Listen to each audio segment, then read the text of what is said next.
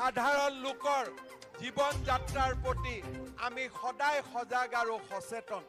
আপোনালোকে জানে যে আমাৰ ৰাজ্য চৰকাৰৰ এখন ডাঙৰ ফ্লেগশ্বিপ স্কিম হ'ল অৰুণোদয় আঁচনি। এই অৰুণোদয় আঁচনিত অসমৰ 22 লাখ আই মাতৃক আমি মাহত 1000 টকা কৰি প্ৰত্যেক মাহৰ 10 তাৰিখে আমি বেংকৰ একাউণ্টত পঠাই দিওঁ।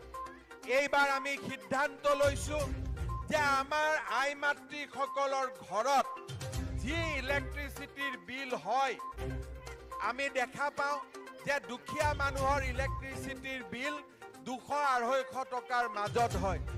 এইবাৰ আমি সিদ্ধান্ত লৈছোঁ যে 22 লাখ অৰুণোদয় পৰিয়ালক আমি অৰুণোদয় আঁচনিৰ ধন 1000 টকাৰ পৰিৱৰ্তে 1250সকলে আমাক যেতিয়া মিটিঙত আহোঁ মোক কয় যে মই অৰুণোদয় আঁচনি পোৱা নাই।